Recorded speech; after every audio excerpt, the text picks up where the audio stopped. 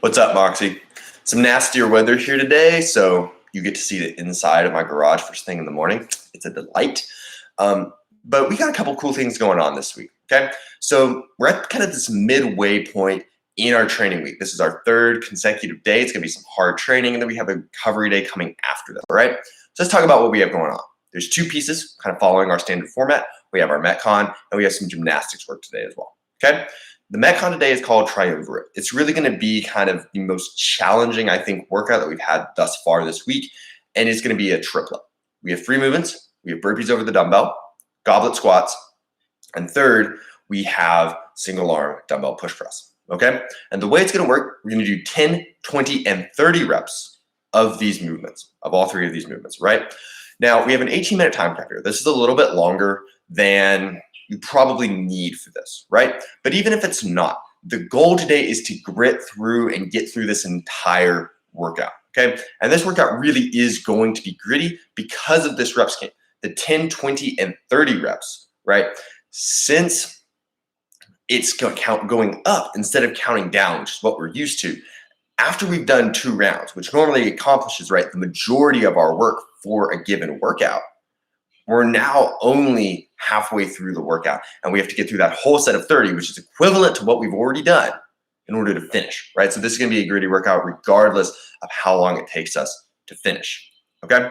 Now, one thing that I think is kind of interesting to think about here is that the burpees are certainly a most likely a more challenging, as well as a slightly slower movement than the other 2 movements, the goblet squats and the single arm dumbbell push press. So whenever we're kind of thinking about our strategy maybe for this workout, we want to try to keep a smooth and sustainable pace on the burpees, right? We want something where we can hold more or less the same speed the whole way through, just like we would talk about if we had a run in this, right?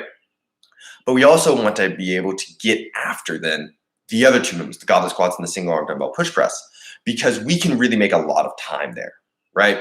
If you can kind of find how to thread that pace where we have smooth burpees, but then we're able to push the pace, maybe just a little bit, right? It doesn't have to be an all-out sprint once we get to the dumbbell. But if we can find a way to hold a faster, more aggressive pace there, I think it's going to pay dividends, especially when we get to that final round of 30 where we have a lot of reps to grit through, okay? Now, one other thing I think that might be worth thinking about today is in the context kind of moderating our pace and making sure that number one, that we're not going, maybe too slow and too conservative at the beginning, but also to make sure that we're not going too fast is using our breath to kind of moderate that pace, right?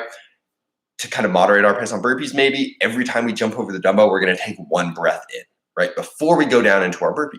And depending on how hard we're working, we can take a deep breath in, we can take a smaller breath in, but regardless, we have that built-in break just to make sure that we're not going to burn ourselves out on a given set of burpees. Another thing that we can play with is the same sort of idea on the goblet squat, right? If we want to maybe set the weight down, or we want to try to crank through a set really quickly and then we just stand there with that weight kind of pushing down on us, what might be more efficient is to do a rep and breathe at the top of each rep. It doesn't have to be a deep breath, or it doesn't have to take a long time, but taking that time to breathe can be really helpful.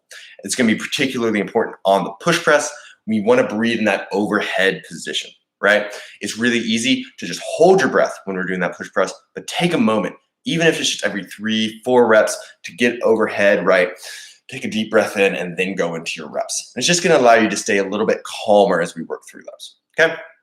Now, the other piece that we have today after Triumvirate is some gymnastics conditioning. We're still doing L-sits. This week, we're going to do 4 sets of a 20-second L-sit, 6 Bulgarian split squats on each leg, and then another 10 seconds in the L-sit. We're going to rest a minute in between rounds. There's not a lot of rest today.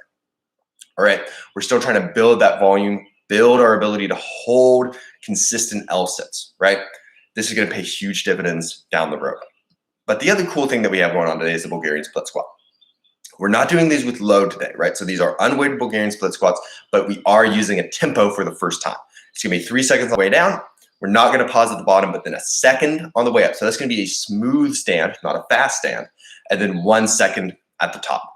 What that means is for 6 reps on each leg, we should be doing Bulgarian split squats for at least 30 seconds, okay?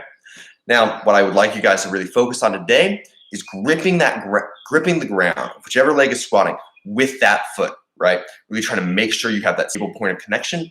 Since we have that 3-second eccentric, make sure that knee is cracking out and on that smooth stand as well. Make sure that knee stays tracking out the whole time. Don't just try to sprint on the way up and maybe that knee collapses in, okay? Just kind of play with that, using the Bulgarian split squat to really work on those single leg squatting mechanics. You know, this is a great opportunity to do that. It's a little bit lighter. It's a little bit of a slower movement, so we can really refine those movements in a way that we might not be able to with a pistol, okay? Hope this stuff helps you guys. Get after it today. Log those results in HomeWOD, and I'll talk to you guys tomorrow.